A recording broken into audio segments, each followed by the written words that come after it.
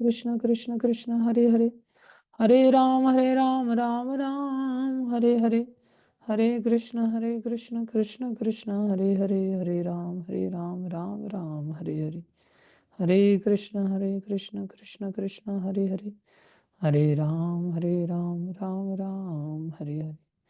गुरुवे गौरचंद्राय राधिकाय तदालय कृष्णाय कृष्ण भक्ताय तद्भक्ताय नमो नमः।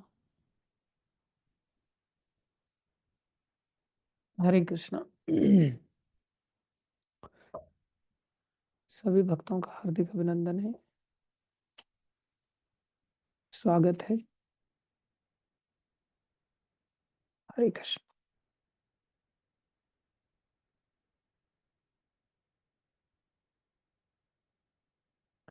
हम लोग उपदेशामृत के अंतर्गत चर्चा कर रहे हैं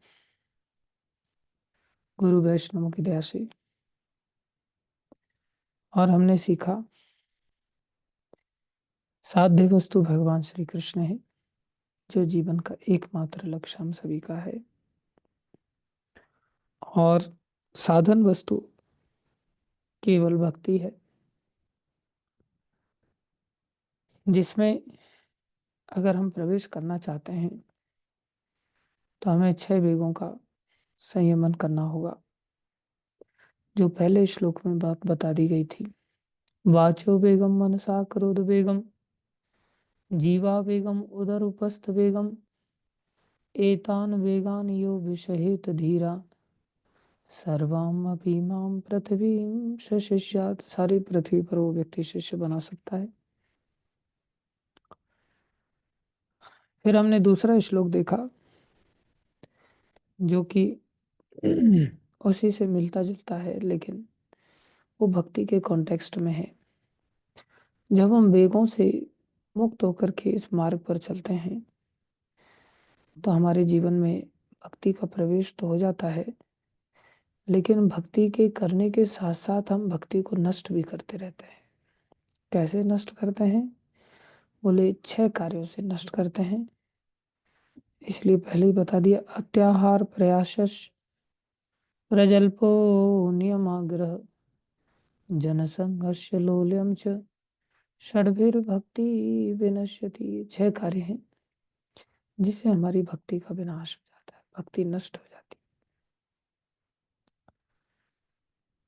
है। इन 6 कार्यों को लेकर के प्रभुपाद जी ने तात्पर्य की जो शुरुआत की थी, किसी को याद है तात्पर्य की शुरुआत कहाँ से की थी?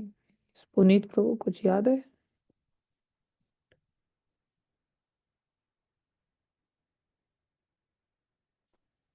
हरे कृष्णा पुनीत, प्रभु जी। हेलो। हाँ आ रही आवाज आपकी। हरे कृष्णा प्रभु जी, दंडवत प्रणाम। धन्यवाद प्रभु जी। नहीं प्रभु जी, मुझे ध्यान नहीं है क्योंकि रेगुलर नहीं हो पा रहा हूँ, तो मेरा कनेक्शन नहीं बैठ पा रहा है। Okay okay. माता जी का स्वास्थ्य ठीक है?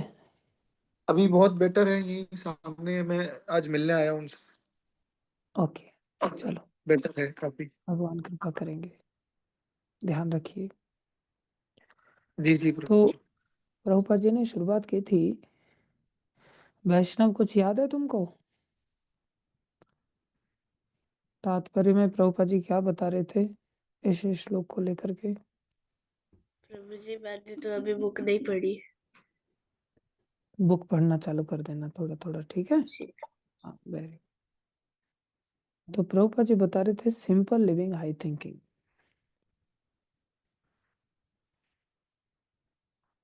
सादा जीवन उच्च विचार। ये सारा श्लोक उसी पर खरा उतरता है।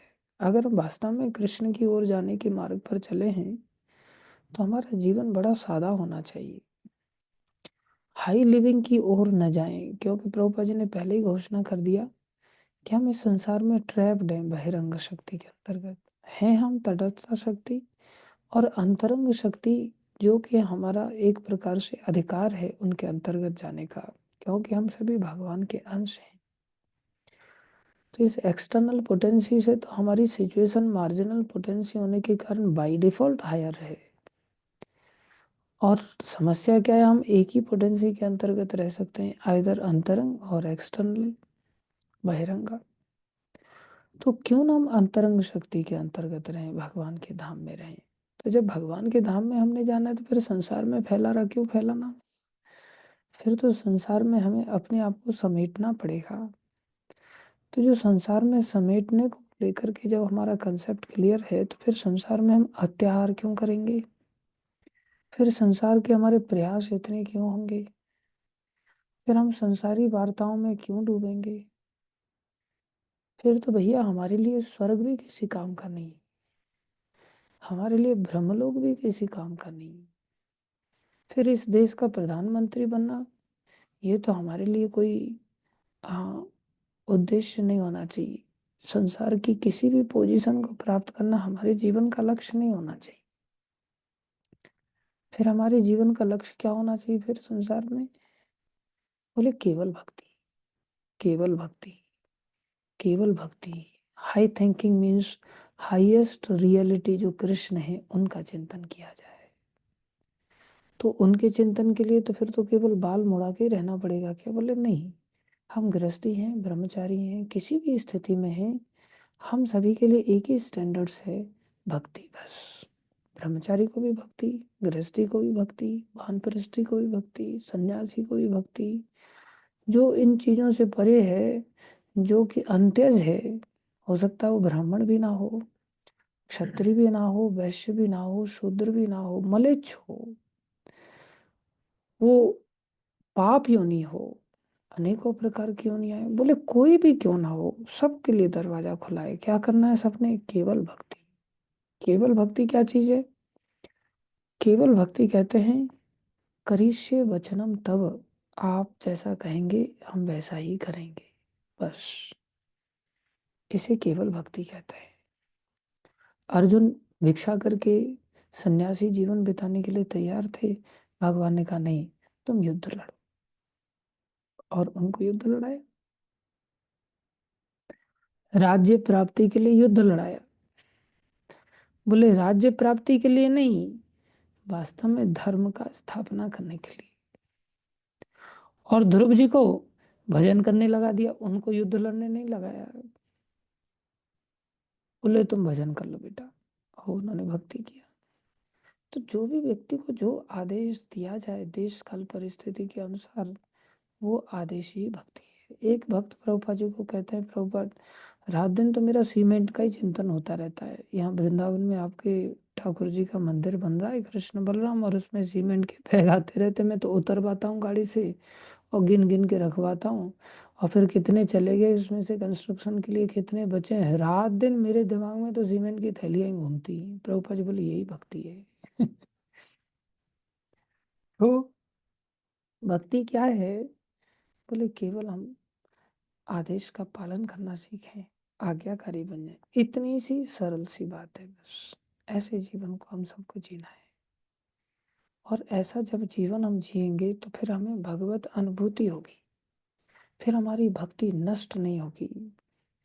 लेकिन जब हम ऐसा जीवन नहीं जिएंगे और हम अत्याहार के चक्कर में पड़ जाएंगे, भगवान से हमारा प्रेम है ही नहीं, और संसारी प्रयास में लगे हुए हैं, संसारी वार्तालाप में लगे हुए हैं, और इसके चलते फिर हम कोई नियम को स्वीकार नहीं करना चाहते, या समाज के दिखावे के लिए मात्र नियमों को स्वीकार करके बैठ जाते हैं। नियम, आग्रह, इन सब की हम चर्चा कर चुके हैं। इन सब से हमारी भक्ति नष्ट हो जाती है। तो हमें आगे का जो बात है वह जन संघर्ष, और ये क्रम से ऐसे ही होता है। कैसे होता है? जब हम अत्याहार करेंगे तो प्रयास करना ही पड़ेगा। जब चीजों की डिमांड ज्यादा है तो बिना प्रयास के तो चीजें मिलेंगी नहीं भाई, और प्रयास हमारे जीवन को खा जाएगा। और प्रयास करेंगे तो उस प्रयास के लिए फिर रिजल्ट तो होगा ही होगा ना, क्योंकि वो कृष्ण से संबंधित वस्तु तो है नहीं। तो जो कृष्ण को छोड़ करके जो वार्तालाप है प्रयास के अंतर्गत, वो वार्तालाप प्रजल्प ही तो कहलाएगा। और जब प्रजल्प करेंगे हम, तो फिर हम नियमों को क्यों ग्रहण करना चाहेंगे? फिर तो हमारा whimsical जीवन चालू हो गया ना। ना तो हम नियमों को ग्रहण करेंगे, या नियमों को ग्रहण करेंगे तो जस्ट दिखावे के लिए ग्रहण करेंगे, ये दिखाने के लिए 1 साल से मेरी मंगल आरती टूटी नहीं साहब, तो ये झंडा गाड़ा है मैंने कि 1 साल से मेरी मंगल आरती टूटी नहीं। या 1 साल से मैं ऐसा नियम का पालन कर रहा हूँ, ये कर रहा हूँ। तो हम नियम के पालन करने से हमें क्या मिला? क्या मिला आइडियली? अगर कुछ मिला ही नहीं तो फिर हम उस नियम को पालन करने से लाभ क्या? हम किस उद्देश्य से, हमारा प्रिंसिपल क्या था वो हमें पता ही नहीं ना। प्रिंसिपल हमारा पता होना चाहिए। और जब प्रिंसिपल पता होता है ना, तो हम भगवान, प्रिंसिपल क्या है? भगवान की ओर जाना, भगवान की प्राप्ति करना। और जब हम भगवान की ओर जा रहे हैं तो उस प्रिंसिपल पर अगर हम खरे उतरेंगे तो हम तो भगवान की ओर 2-4 ही कदम रखते हैं, भगवान तो हमारी तरफ सैकड़ों कदम रखते हैं।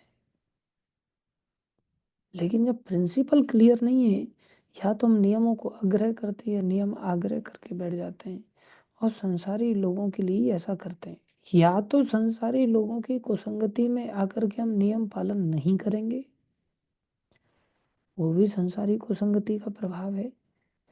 या नियमों का पालन जो करते हैं वो भी संसारी लोगों के लिए ही करते हैं, दिखावे के लिए, पाखंड के लिए।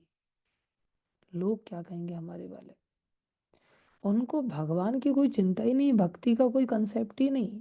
लोगों के बीच में जस्ट प्रतिष्ठा को बनाए रखने के लिए सो कॉल्ड नियम दिखाएंगे वो। तो ऐसी जो वृत्तियां हैं, बोले वो लोग प्रिंसिपल को भूल करके चलते हैं, इसलिए उनके जीवन में भक्ति नष्ट हो जाती है। प्रिंसिपल को ध्यान में रखते हुए जब हम जीवन जीते हैं तो भला भगवान हमारी ओर कितनी तेजी से आएंगे। महाराष्ट्र में एक संत हुए, चोखा मेला, बड़े अच्छे महान भक्त हुए। नामदेव जी भी भगवान के बड़े महान भक्त हुए महाराष्ट्र के अंतर्गत। जैसे रविदास जी थे, रैदास जी थे, ऐसे ही महाराष्ट्र में एक प्रकार से चोखा मेला थे।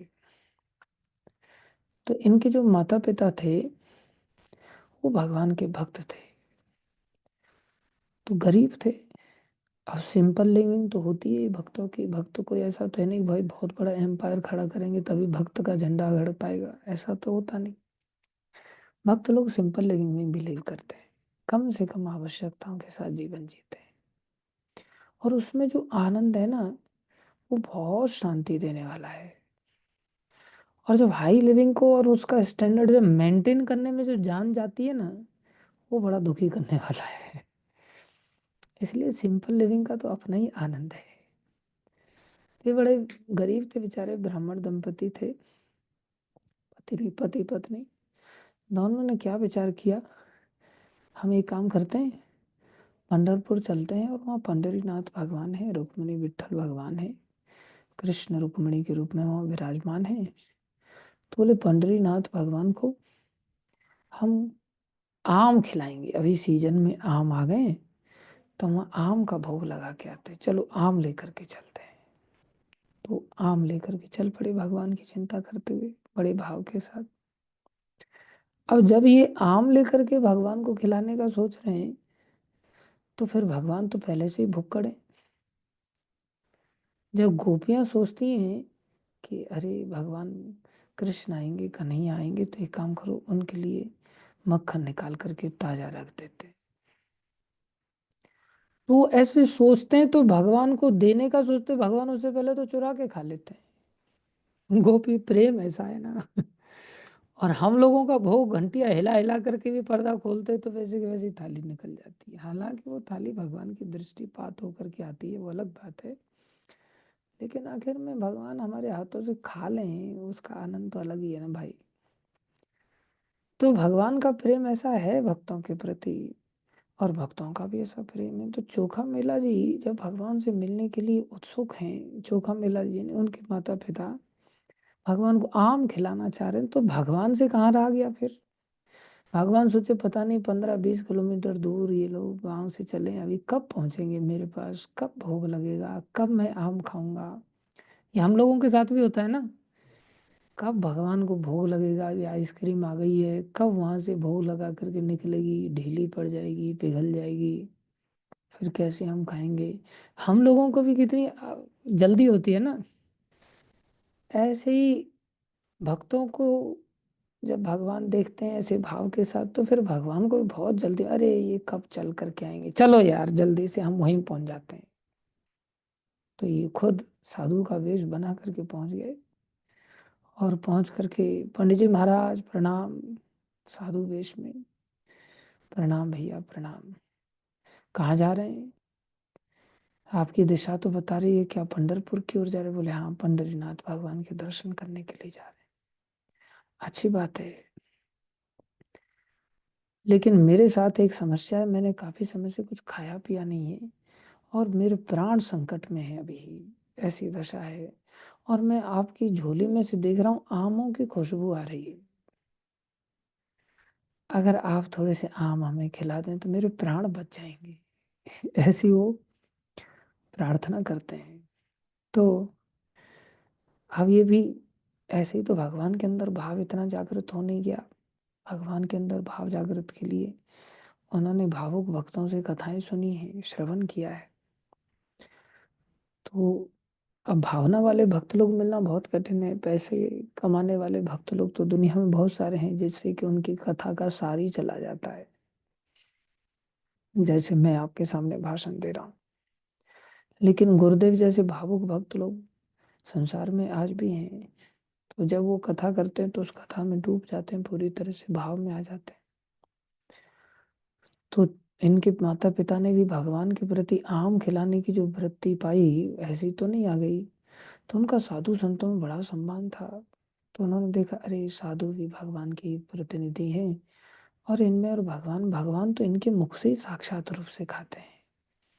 और उन्होंने सोचा चलो भगवान को तो खिलाने जा ही रहे हैं, वैसे भी 7-8 किलो आम है, 2-4 ये खा लेंगे तो क्या दिक्कत है, खिला देते हैं। और ये खा लेंगे, लेकिन जो बच जाएंगे वो तो एक प्रकार से झूठे भी हो गए ना, क्योंकि इनमें से हमने दे दिए, तो भगवान को कैसे भोग लगे। बोले कोई नहीं, पत्नी बोले धो के भोग लगा देंगे। तो धुल गए तो मतलब झूठा अब नहीं रहे एक प्रकार से। फिर सोचे आम हो गए, और उनमें से भोग लगा देंगे, 2-4 खा लेंगे। पत्नी का ये आइडिया सुन करके पति महाराज ने उनको 2-4 आम, लीजिए ब्राह्मण देवता, खाइए खाइए। अब ये महाशय क्या कर रहे हैं, आम को चूस रहे हैं, और चूस करके उनकी पत्नी की गोद में ऐसे फेंक दे रहे हैं। फिर चूस रहे हैं, और चूसा हुआ आम उस पत्नी की गोद में फेंक दे रहे हैं। अब पति के सामने पत्नी की गोद में ऐसे चूसे हुए आम कोई फेंके, एक तो दान किया आम का, दूसरा व्यक्ति चूस रहा है। थाली में भी साधु लोगों से कई बार ऐसी अपेक्षा करते हैं कि भाई ये थाली अपनी खुद ही धो लें तो ज्यादा बढ़िया है। थाली में भी झूठा छोड़ना वो भी अच्छा नहीं लगता, और झूठे झूठे आम थोड़े से खाते हैं, और खा करके पूरा चूस करके उसको फेंक देते हैं गोद में। उनकी गोद में आम आ जाते हैं, आम मतलब चूसे हुए आम। लेकिन इतना सम्मान इनके हृदय में कि इन्होंने कुछ बोला नहीं, और उनकी झोली में दुनिया भर की, और ये 2-4 आम से कहाँ पेट भरना था इनका। ये कोई साधारण साधु तो थे नहीं, ये तो अनंत को पा जाए संसार में, इतना बड़ा पेट है इनका। तो इन्होंने सारे ही आम चट कर गए। अब क्या धोखे पंढरीनाथ को खिलाते। सारे आम खा गए, और सारे आम के भोग लगा करके, और ये चल पड़े। प्रणाम करके बोले आज हम तृप्त हो गए, आनंद आ गया पंडित जी महाराज। अब आप क्या भगवान को भोग लगाएंगे, कोई बात नहीं। इन्होंने कहा कोई नहीं, भगवान जैसे रखे वैसे ही ठीक है। और वो चल पड़े वहां से, वो भी चल पड़े। अब इनकी पत्नी बैठी हुई थी, पति महाराज आगे निकल गए, पत्नी पीछे से उठी तो देखे कि वो बहुत ज्यादा वजन हो गया उसमें। तो वजन हो गया तो बोले ऐसे अचानक से इतना वजन कैसे हो गया। तो देखा तो वहाँ आम के जो चूसे हुए आम थे वो तो गायब हो गए, और एक बालक पैदा हो गया अंदर गोद में। अब उस बालक को देख करके आश्चर्यचकित, तो ये कहाँ से पैदा हो गया। अब भगवान की लीला, भगवान कैसी कैसी लीलाएं करते हैं। अंदर वो बालक पैदा हो गया, तो अब इनको बड़ा संकोच लगा कि पति महाराज को जब ये बालक दिखाई देगा तो क्या बोलेंगे, इसको कहाँ से उठा लाई तू, ये किसका बच्चा है। पहले माताएं बड़ी संकोच के साथ अपने पतियों के साथ व्यवहार करती थीं। आजकल का कलयुग का स्थिति नहीं है। पहले पति व्रता स्त्री होती थी और गुरु महाराज कहते हैं आजकल पत्नी व्रता पुरुष होते हैं। तो वो तो साथ में भी नहीं चल पा रही थी। पति महाराज आगे निकल गए, ब्राह्मण देवता और ये पंडिताइन माता पीछे रह गई। और पीछे रह करके संकोच में क्या मुंह दिखाऊंगी इस बच्चे को लेकर के, ये बच्चा मेरी गोद में कहाँ से आ गया, नवजात बालक। और वो क्या सोच रही है, अभी इसमें तो आम चूस चूस के अंदर डाले थे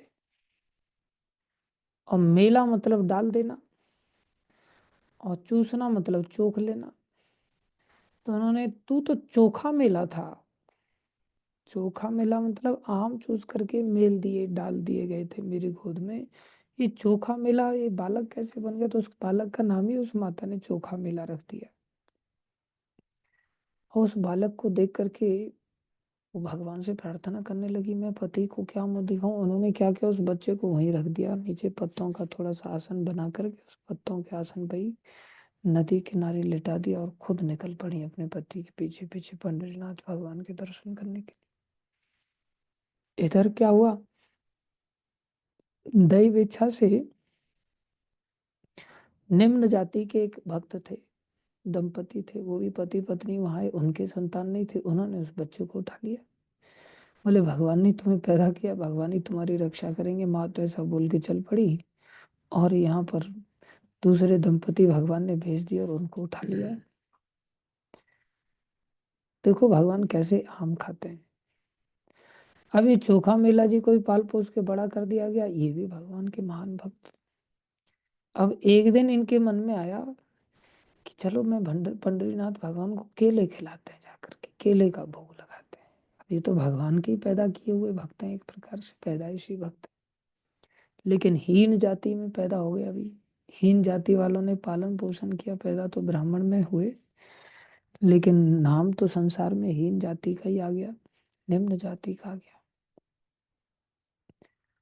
तो लेकर के गए केले और इतने भावुक हो गए पंडरीनाथ भगवान के मंदिर को देख करके, भगवान के दर्शन को देख करके गर्भगृह में घुस गए अंदर केले लेकर के। और जब गर्भगृह में घुसे तो वहां पुजारी लोगों ने देखा, तो पुजारी लोगों ने बड़ा धुतकारा इनको, बोले, देखो इसकी हिम्मत देखो, नीच आदमी, इसकी ये हिम्मत। और पहले तो पकड़ करके अच्छी खासी धुनाई की और केले फेले सब फेंक फांक दिए। अब ये बेचारे वापस आ गए, जो भी केले फेले फेंके थे उनको उठा करके वापस आकर के रोए जा रहे हैं। घर पे बैठे हुए हैं तो पंडरीनाथ भगवान इनके घर पे पहुंच गए सीधे। और घर पे पहुंच करके कहते हैं, लाओ मेरे को कुछ खिला दो भैया, बहुत भूख लगी। बोले भूख लगी है, खुद तो राजभोग मार रहे हो और मेरी धुनाई करवा दी वहां, और अभी मेरे से कह रहे हो कि भूख लगी है, केले फेले कुछ बचे हैं तो खिला दो। तो बोले वहां मेरे को बचा नहीं सकते थे आप? बोले भैया ये बताओ, वो जो पुजारी लोग थे वो लोग तो मेरे अंदर पत्थर की मूर्ति का भाव रखते हैं कि मूर्ति तो पत्थर की है, वो मेरे को मानते ही नहीं साक्षात। जब उनका पत्थर की मूर्ति का भाव है तो मैं उनके सामने कैसे प्रकट होता, मैं उनको कैसे अनुभूति कराता? जब मुझे पत्थर का मानते तो मैं तो उनको पत्थर का ही अनुभव कराऊंगा ना। और तुम जैसे भक्त लोग मेरे को साक्षात मानते हो तो फिर मैं तुम्हें साक्षात अनुभव दे रहा हूँ यहाँ पर आकर के। और जो जैसा मानेगा मुझे तो वैसा ही, ये यथा माम प्रपद्यन्ते ताम तथैव भजामि, मैं तो वैसा ही व्यवहार करूंगा ना।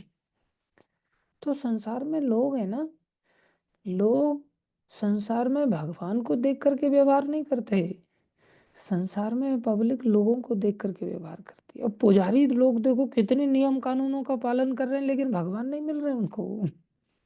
और बोले सब नीच जाति का आदमी, केवल ब्राह्मणों का अधिकार होता है यहाँ सेवा करने का, तुम्हारा अधिकार ही नहीं है मंदिर में घुसने का। हिम्मत तो देखो तुम्हारी, सब दूषित कर दिया है यहाँ। आप देखेंगे आप तो कितने कितने बड़े बड़े भक्त हुए हैं जो निम्न जाति में हुए और भगवान ने उनके साथ आदान प्रदान किया है। लेकिन हम लोग क्या सोचते हैं, बोले नियम अग्रह, अरे हम तो ब्राह्मण हैं, हमें कुछ करने की जरूरत नहीं, ब्राह्मण है ना हम तो। या नियम आग्रह, घंटियां हिला रहे हैं खूब दबा करके, लेकिन नियम के लिए घंटी हिला रहे हैं। और क्या पर्पज है, क्या भगवान हमारे से संतुष्ट हो रहे हैं, नहीं हो रहे हैं, किसी भक्त के प्रति हमारा अपराध तो नहीं हो रहा है, कुछ कंसेप्ट क्लियर है ही नहीं। तो भगवान चोखा मेला को कह रहे हैं, भैया चोखा मेला मैं कैसे जा करके उनको अनुभव करता कराता, मैं वहां प्रकट हो जाता तो अनुभूति हो जाती उनको, फिर मैं पत्थर का कैसे उनकी नजर में रहता। तब इनको बड़ा अच्छा लगा और इन्होंने केले भगवान को भोग लगा के घर पे ही खिलाए और भगवान ने खाए। और फिर भगवान क्या करने लगे, बोले 2-4 केले और ले आओ, मांग के खा रहे, और केले ला दिए। लेकिन ये केले लेकर के भगवान ने अपने पीताम्बर में बांधना चालू कर दिया। तो चोखा मेला बोले, भैया गठबंधन क्यों कर रहे हो आप, खा लो ना इनको, बांध के कहाँ ले जा रहे हो। बोले जो रुक्मणी देवी है ना, उन्होंने भी सुबह से कुछ नहीं खाया, तुम्हारी पिटाई लगी ना, हमें अच्छा नहीं लगा। अच्छा तुम्हें मारा तो मैंने कुछ नहीं खाया, मैंने कुछ नहीं खाया तो रुक्मणी ने भी कुछ नहीं खाया, सुबह से वो भी भूखी है, मैं ये 4 केला उसके लिए लेकर के जा रहा हूँ। भगवान 4 केले बांध करके रुक्मणी माता के लिए बोले ठीक है ले जाओ प्रभु, 4 केले बांध करके। भगवान कैसे भाव गिराई जनार्दन है। तो 4 केले लेकर के गए। दूसरा दिन सुबह हुई, दरवाजा खोला पुजारी लोगों ने, तो पीताम्बर में 4 केले बंधे हुए हैं। वो रुक्मणी माता को तो दिए नहीं, वो 4 केले पीताम्बर में ही बंधे हुए हैं। अब केले को देख करके ब्राह्मण लोगों का पारा एकदम से आसमान छू गया, दिमाग ठनक गया। बोले ये चोखा मेला कब घुस गया अंदर, और यही आकर के फिर ये केले बांध करके चला गया। देखो कैसा धूर्त। उन मूर्खों को ये तो पता चल नहीं रहा है कि भाई यहाँ दरवाजा बंद था, ताला चाबी हमारे हाथ में था, सब चीजें हमने खोला, दरवाजा खोला, हमसे पहले कौन घुस सकता है अंदर, ये तो दिमाग चल नहीं रहा है। केले को देख करके ये दिमाग चल रहा है कि चोखा मेला के कल केले फेंके थे, और देखो फिर किस समय आकर के घुस करके ये कांड करके चला गया। बोले ये दुष्ट ऐसे नहीं सुधरेगा, जाओ उसको घर से उठा करके लाओ। उसकी तो थोड़ी सी धुनाई हुई ना भी, आज उसको चांद तारे दिखा देंगे। और भैया उठा करके लेकर के आ गए उनको। और वो धुनाई हुई उनकी, वो धुनाई हुई पुजारी लोगों से मिल करके, इतना मारा इतना मारा, और ले जा करके उसको अधमरा छोड़ करके उसके घर पे फेंक करके आ गए, ये सोच के अब तो बचेगा ही नहीं। और मंदिर से बाहर केवल यही दिमाग में घूम रहा है कि बस इसको अब छोड़ना नहीं, इसने तो नरक बना दिया मंदिर। अब तो जब वापस आए मार पीट करके, तो भगवान ने क्या लीला किया, दरवाजा ही बंद कर दिया। अब दरवाजा अंदर से खोल रहे हैं, बाहर से कुछ है नहीं, अंदर से दरवाजा बंद है, तो अंदर से बार बार बार बार दरवाजा खोलने पर खुल ही नहीं रहा है।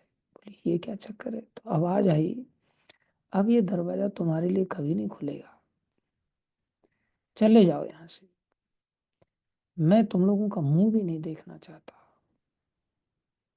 अब जब ऐसा सुना तो इनकी तो रोजी रोटी सब कुछ भगवान के ऊपर ही चल रही थी, मंदिर से ही चल रहा था, तो इनको बड़ा झटका लगा। बोले अरे प्रभु हमसे ऐसी क्या भूले। बोले क्या भूले, तुम लोगों ने चोखा मेला को, जो मेरा परम भक्त है, उसको कितना मारा। तब तो आंखें खुल गई, भगवान की ध्वनि को सुनकर के इनका चित्त शुद्ध हो गया, और आवाज सुनते ही चित्त शुद्ध हो गया। चित्त शुद्ध हो गया तो रोने लगे, पछाड़ खा करके गिर पड़े दरवाजे पर। क्या भूल हुई, कोई पश्चाताप बताओ, हमसे भूल हो गई, अब इसका कोई इलाज तो होगा, कुछ पश्चाताप तो होगा। बोले एक ही पश्चाताप है, जाओ जा करके चोखा मेला को पालकी में बिठा करके लाओ, और सब अपना अपना कंधा पर उठा करके लाना, कहार मत भेज देना, खुद उठा करके लाना पालकी में सम्मान के साथ। अब तो सब पालकी लेकर के पहुंचे, उनके चरणों में गिरे, और उनको पालकी पर बिठा करके लेकर के आए भगवान के दरवाजे के सामने। जैसे ही मंदिर के सामने चौका मिला, ये एकदम से पटाख से दरवाजा खुल गया, कपाट खुल गए, और चोखा मिला साक्षात रूप से भगवान का दर्शन करने लगे। तो हम ये घटना सुना रहे थे कि कैसे भगवान लालायित रहते हैं अपने भक्तों से मिलने के लिए। और भगवान 4 केले के माध्यम से ऊपर से धुनाई तो करवाई दी, फिर से अच्छी खासी धुनाई करवा दी, लेकिन धुनाई के बाद कितना बड़ा गौरव स्थापित कर दिया।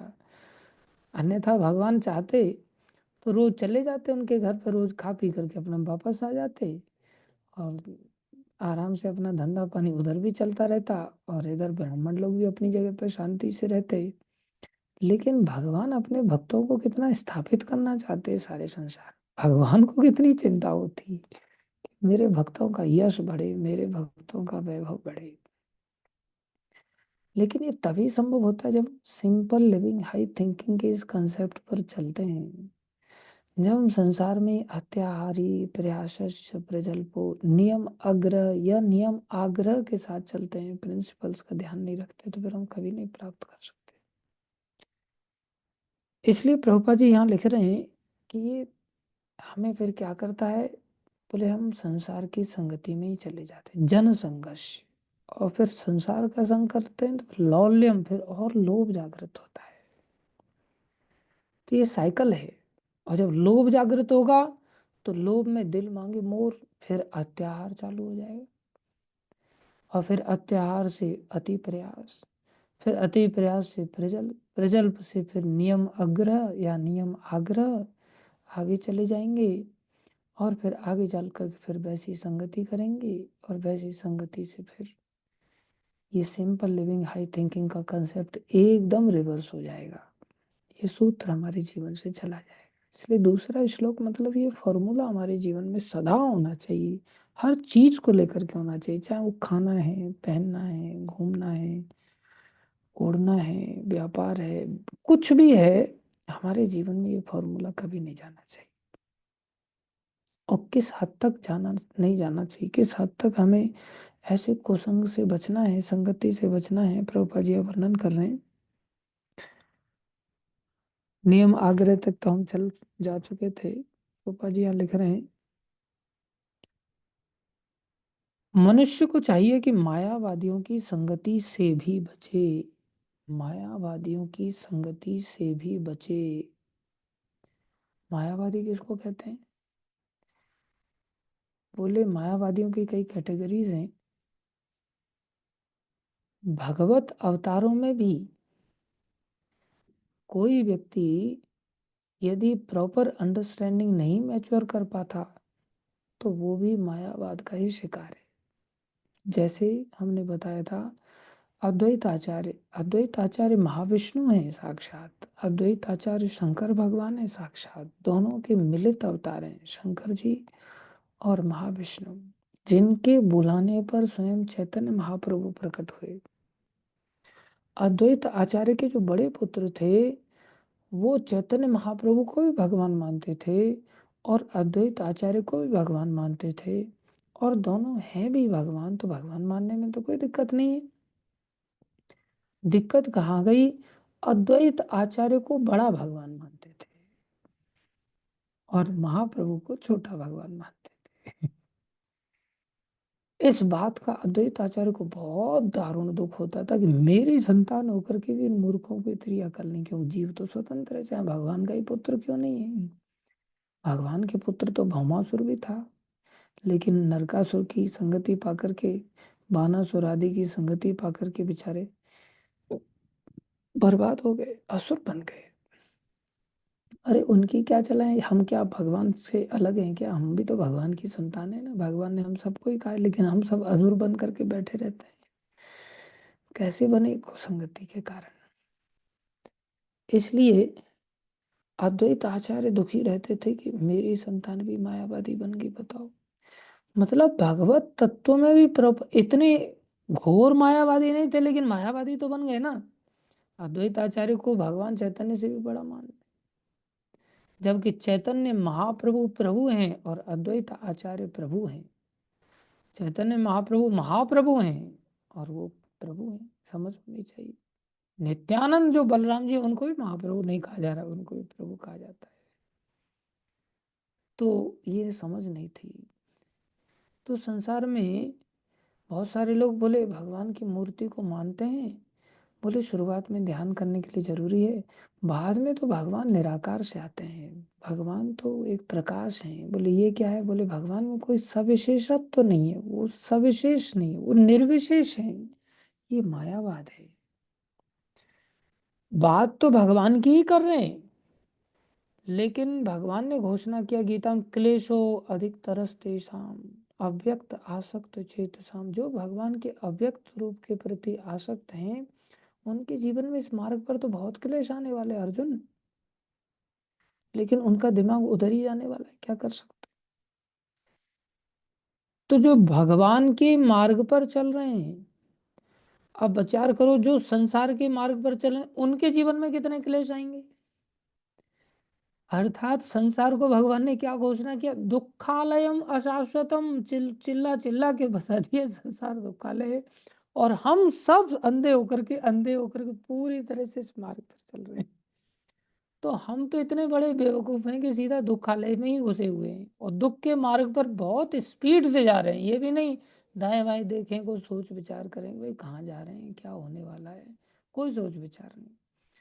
भगवान ने बताया कि कोई मेरी ओर भी आता है और अव्यक्त रूप से मेरी उपासना करता है, बोले वो भी दुख के रास्ते पर ही है। एक प्रकार से उनको अंततः मेरी प्राप्ति तो होगी, लेकिन इस मार्ग में कष्ट बहुत है। तो जो मायावादी लोग हैं, इनको मायावादी कहते हैं, जो माया की उपासना के माध्यम से भगवान की आराधना करते हैं, एक प्रकार से अव्यक्त रूप से भगवान की आराधना करते हैं। भगवान कहते हैं ब्रह्मणो ही प्रतिष्ठा हम। जो ब्रह्म है, जो निराकार स्वरूप है, जो भगवान का ज्योति स्वरूप है, बोले उसकी प्रतिष्ठा तो मैं स्वयं हूँ, उसका आधार तो मैं स्वयं हूँ। जो सविशेष स्वरूप है भगवान का, साकार रूप है। तो भगवान ने ऐसी घोषणा पहले ही की है। इसलिए प्रभुपाद जी यहाँ लिख रहे हैं, मनुष्य को चाहिए कि मायावादियों की संगति से भी बचे। तो जब मायावादी संगति से, जो भगवान के रास्ते पर चलने वाले लोग हैं, उनकी संगति से भी बचा रहे हैं, क्योंकि उनकी अंडरस्टैंडिंग क्लियर नहीं है। तो जो घोर संसारी लोग हैं, जो पूरी तरह से दुखालय के रास्ते पर हाईवे समझ करके दौड़े जा रहे हैं, बोले उन लोगों का क्या होगा। उन लोगों की संगति क्या फिर करनी चाहिए। उनकी संगति से कितना दूर रहना पड़ेगा। और फिर बोले ऐसे घोर संसारी, चाहे हमारी माँ हो तो, पिता हो तो, भैया हो तो, बोले ऐसी संगति का तुरंत 2 टूक उत्तर दे दिया था तुलसीदास जी ने मीराबाई को, तुरंत त्याग कर देना चाहिए। कोई कहे हाँ मैं जानते तो हैं, लेकिन अब हिम्मत नहीं हो पा रही, चाहते तो हैं लेकिन अब हिम्मत ही नहीं होती, हृदय टूट गया है, अब मन उतना स्टेप उठाने के लिए अब डरता है बहुत।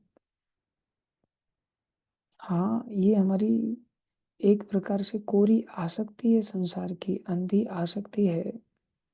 जब यमदूत सामने आएंगे तो वहां हमारी हिम्मत का क्या होगा। वहां हिम्मत करें ना करें, वो तो घसीट करके ले ही जाएंगे ना। अब क्या दुर्गति होगी। वहां हिम्मत पूछी नहीं जाएगी कि अब तुम्हारे अंदर हिम्मत हो रही है कि नहीं हमारे साथ चलने की। वो तो सीधा चोटी पकड़ करके लेके चले जाएंगे। इसलिए हिम्मत हमें जुटानी पड़ती है, इस बात को सीख करके कि हमारी भक्ति कितनी तेजी से नष्ट हो रही है जब हम इन संसारी लोगों की संगति में जीवन जी रहे हैं। हमारी माँ है, पिता है, भाई है, बंधु है, तो क्या हुआ भाई। प्रहलाद महाराज ने कोई कॉम्प्रोमाइज नहीं किया, जबकि उनके पिता थे हिरण्यकश्यप, सारी सृष्टि पर राजपाट कमा लिया था, तो भी उन्होंने कोई कॉम्प्रोमाइज नहीं, उल्टा पिताजी को बोलते थे। क्योंकि एक म्यान में 2 तलवारें नहीं आ सकती। पिताजी को बोलते थे आप भक्त बन जाओ, और पिताजी कहते थे आप असुर बन जाओ, तो कैसे बने फिर। आखिर में पुत्र की जीत हुई और पिता को मरना पड़ा अपनी असुरता के कारण। हमारे साथ क्या होता है, असुर लोग जीत जाते हैं और हम लोग मारे जाते हैं बेमौत। ये दर्शाता है कि हमारी भक्ति कितनी दुर्बल है। लेकिन इस उपदेश अमृत को पढ़ने से यहाँ पर स्पष्टता से यहाँ पर बोला, जन संघर्ष हमारी भक्ति नष्ट हो रही है भाई। हम कुछ नहीं प्राप्त करेंगे अंत में। अगर हमें कुछ हाथ में भक्ति को इकट्ठा करना है, तो उसके लिए चाहिए कि मनुष्य को चाहिए कि मायावादियों की संगति से भी बचे, से भी बचे। मतलब संसार की संगति से तो बचे ही बचे, और चलते चलते कहीं मायावादियों के चक्कर में ना आ जाए। बोले मायावादियों की संगति से भी बचे। क्योंकि वे केवल वैष्णवों की निंदा ही करते रहते हैं। मायावादी लोग वैष्णवों को सहज या मानते, सोचते ये तो बेचारे ऐसे ही पागल हैं। आम का भोग लगाने जा रहे हैं पंडरीनाथ को, अरे वो तो पत्थर की मूर्ति कहीं खाती है, उनको कैसे समझ में आए। इसलिए अब जैसे जितने भी आर्य समाजी लोग हैं, ये लोग मूर्ति में विश्वास करते ही नहीं। ये लोग कौन है बोले, मायावादी हैं सनातनी हिंदू हैं, लेकिन बेचारे मायावाद के समझ नहीं आता। समाज में जब ऐसे लोगों का बोलबाला हो जाता तो लोग ऐसे लोगों के सानिध्य में आकर के ऐसे ही बन जाते हैं। जिसकी लाठी उसकी भैंस, जिसका वर्चस्व ज्यादा होता है लोग उसमें खूब जुड़ जाते हैं। इसलिए कितने सारे उल्टे सीधे संप्रदाय मार्केट में निकले हुए, दुनिया भर के लोग उनके फॉलोअर अंधे होकर के बन जाते हैं। इसलिए प्रभुपाद जी लिखते हैं, ऐसे लोग भक्तों की निंदा करते हैं, और भक्तों की निंदा तो भगवान से सहन नहीं होती। भगवान चोखा मेला की तरह पिटाई जरूर लगवा देते हैं भक्तों की, लेकिन आखिर में संसारी लोगों के लिए तो दरवाजा बंद कर देते हैं। फिर चाहे कितने भी बड़े वो उपासक मायावादी क्यों न हो, भक्तों के लिए दरवाजे खोलते हैं, और कभी भक्तों की कृपा से ही इन दुष्टों को भी लाभ मिल जाता है। इसलिए प्रभुपाद जी कह रहे हैं, अत्याहारियों के अंतर्गत इन लोगों का समावेश हो जाता है। कौन कौन से लोगों का बोले, भुक्ति कामी, अर्थात सबसे गिरे हुए लोग जिनकी बात हो रही है यहाँ, भुक्ति कामी अर्थात भौतिक सुख चाहने वाले, मुक्ति कामी मुक्ति चाहने वाले, अर्थात जो निराकार ब्रह्म में लीन होकर मुक्ति चाहते हैं, ये वाले लोग भी बोले किसकी अंतर्गत आता है, बोले ये सब अत्याहारियों के अंतर्गत आते हैं। ऐसी लोगों की संगति करेंगे। मुक्ति चाहने वाले लोग, कौन सी मुक्ति, बोले निराकार ब्रह्म में लीन होने वाली मुक्ति, ये मुक्ति वास्तविक मुक्ति नहीं है। तथा सिद्धि कामी अर्थात जो योग की सिद्धि चाहते हैं, भुक्ति कामी बढ़िया बढ़िया संसारी ऐश्वर्य, योग सिद्धि पानी पर तैर के जाना, बैठे बैठे चंद्रमा का हालचाल पता कर लेना, बैठे बैठे सीधा चांदनी चौक की जलेबी लेकर के हाथ से ले आना, सीधा हाथ इतना बढ़ा देना और जलेबी खा लेना आराम से, ये सब योग सिद्धियां प्राप्त करने वाले, ऐसे लोगों की संगति करना तनिक भी वांछनीय नहीं, तनिक भी वांछनीय नहीं है, थोड़ा सा भी नहीं करना चाहिए। इसलिए पहले ही कहा, बोले भुक्ति मुक्ति सिद्धि कामी सकल रे अशांत, ये सब अशांत हैं। कृष्ण भक्त निष्काम अतएव शांत। हमारे जीवन में ये निष्कामता नहीं है, हमारे अंदर इच्छाएं हैं, और हमको घर वालों से ऐसा लगता है कि संसारी लोग हैं ना, हमारी इच्छाओं की पूर्ति करेंगे, इसलिए इच्छाओं की पूर्ति के चलते हम इनको छोड़ना नहीं चाहते। कुछ गड़बड़ ना हो जाए, कुछ गड़बड़ ना हो जाए, अंदर हमेशा ही उथल पुथल, ऊपर नीचे सांसें चलती रहती हैं। क्या होगा, कैसे होगा, ऐसा ना हो जाए कि मंदिर में भी रोटी पानी के लाले पड़ जाए और यहाँ से हम पहले से ही दरवाजा बंद करके भाग गए, क्या होगा। कभी दुनिया से डरते थे कि दुनिया छोड़ देगी, और ये सबके अंदर डर होता है, हमारे अंदर भी ये डर था। आज खुद दूर जा बैठे, जो होगा देखा जाएगा, लगन हरि सो लगा बैठे, जो होगा देखा जाएगा।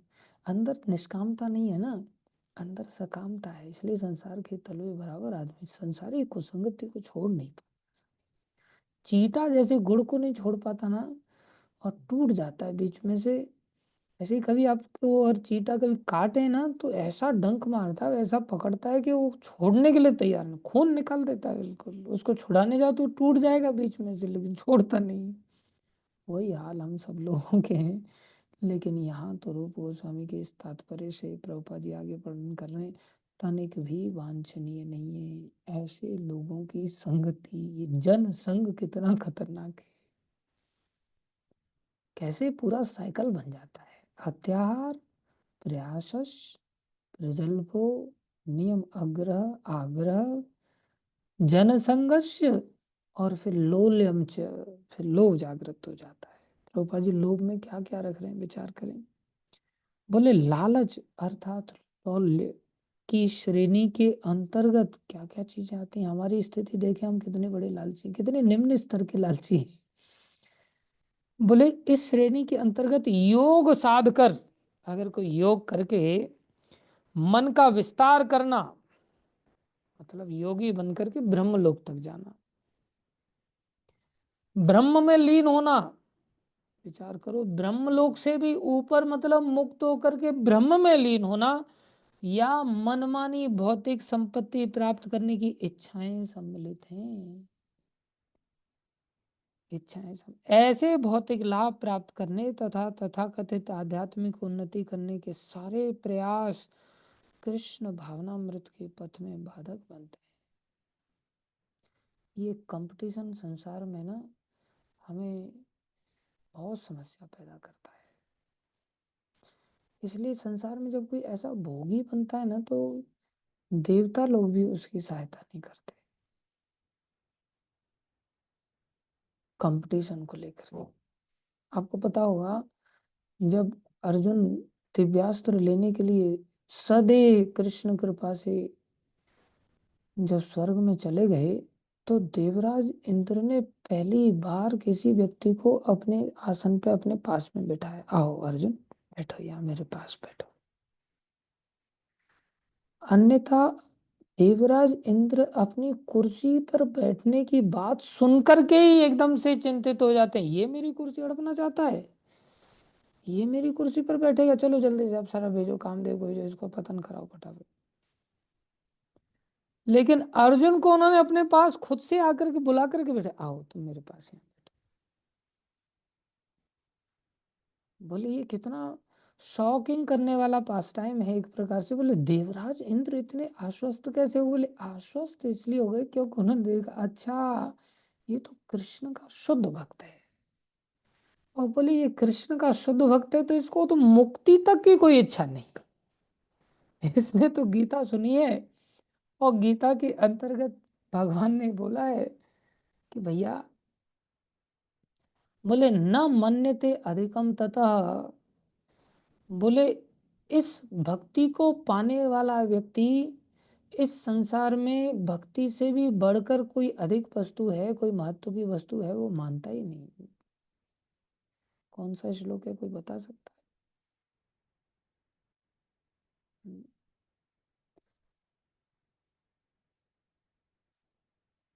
6वें अध्याय का श्लोक है।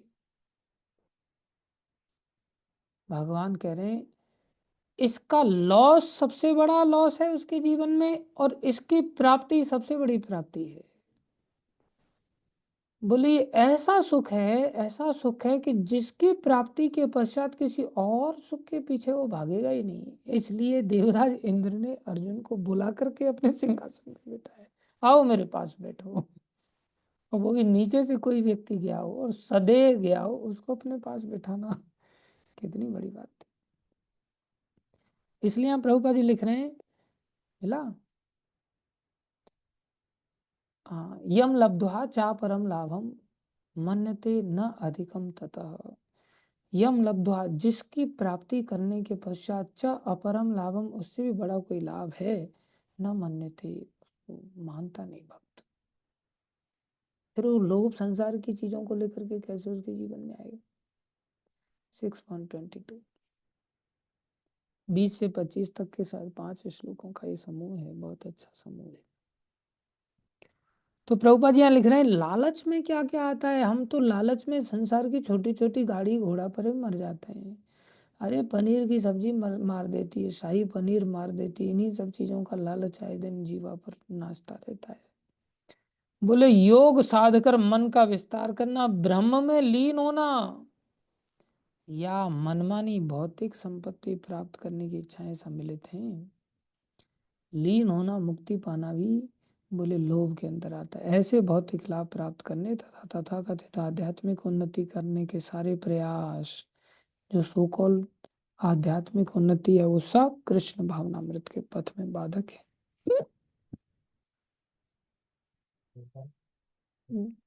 Thank you. तो जीवन में हमें इन 6 चीज़ों से अपने आप को बचाना पड़ेगा। और क्या करना पड़ेगा? सिंपल सी बात है, भक्तों की संगति में आकर के सिंपल लिविंग, आई थिंक, बस। कोई संसार के साथ कंपटीशन नहीं। अब कोई कहे मेरे तो दिमाग में बात बैठ गई, माँ के दिमाग में नहीं बैठ रही है साहब। अरे तो माँ के दिमाग में नहीं बैठ रही तो माँ की दिमाग क्या हायर हो गया फिर? जब हमें कोई हायर अंडरस्टैंडिंग पता चल रही है, हमें जब डॉलर कमाने के लिए मिल रहा है, बोले नहीं नहीं, घर के लोग तो पाकिस्तानी रुपया मांग रहे हैं साहब। अब घर के लोग मूर्ख है तो उनके पीछे मूर्ख थोड़ी बना जाएगा भाई। वो नहीं समझ पा रहे हैं, उनको क्यों इतना टेंशन ले रहे हो? समय आने पर समझ जाएंगे। थोड़े से पक्के तो बनो, थोड़े से दृढ़ तो बनो। माता पिता अगर किसान है तो हर बच्चे को किसानी के काम में ही लगाना चाहते हैं। तो जो जैसा हो तो उसी दृष्टि से देखेगा ना, उनका वो स्तर ही नहीं बेचारों का। लेकिन हम जब भक्ति में पक्के हो जाएंगे तो माता पिता की हमारे अंदर आसक्ति होने के कारण ना, कोई कहीं समय से कैसे अपने आप पता चल जाएगा उनको? समय से इलाज इसलिए हो जाएगा क्योंकि वो लोग हमारे प्रति आसक्त हैं। और जब हम भक्ति में पक्के हैं तो हमारी भक्ति का फल उनको ऐसे ही मिल जाएगा उनकी आसक्ति के कारण। और जब भक्ति उनके चित्त में आ जाएगी, अपने आप ही उनका दिमाग सही हो जाएगा। जब हम पापी बन जाते हैं, उनका हमारे प्रति आसक्त होने के कारण वो भी पापी बन जाते हैं बेचारे। पाप पुण्य आदि आसक्ति के तार में दौड़ जाते हैं। चाहे उन्होंने भक्ति नहीं भी की है, लेकिन हम अगर पक्के भक्त हैं, हमारे अंदर उनकी आसक्ति है, तो उनको सब चीज़ें बिल्कुल क्रिस्टल क्लियर हो जाएंगी। सब चीज़ें अपने आप समझ में आ जाएंगी। इसलिए बहुत ज़्यादा चिंता करने की आवश्यकता नहीं होती। हमें सिंपल लिविंग और हाईएस्ट थिंकिंग के इस कंसेप्ट पर काम करना चाहिए। और ये जीवन बहुत थोड़े से समय के लिए मिला है।